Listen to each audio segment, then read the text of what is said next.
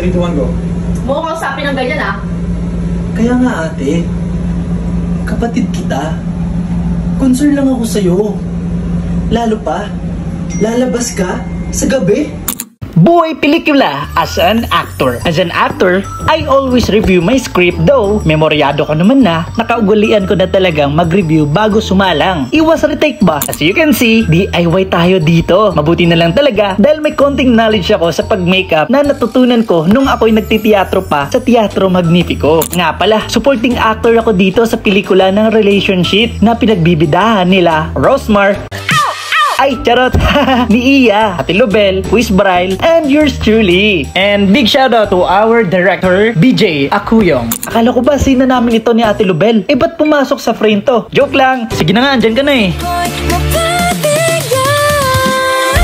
Ayuwagan sa... Dalan din ako. Go, Bri! Push mo yan! Go, go, go, go! Nag-imbita pa! Salamin sa dingding, pwede mo ba sabihin? Hindi talaga natin siya mahanap. Hindi talaga, dahil attitude si Ate Iya mo eh. Next, acting yan, Kisler. Bago magtapos ang mini vlog na ito, nais kong magpasalamat sa T-Bon Production dahil malugod nila akong tinanggap bilang isa sa mga aktor nila. Uy, feeling under probationary ka pa, Kisler. Paano mga amigos? Hanggang dito na lamang. See you on my next one. Adios!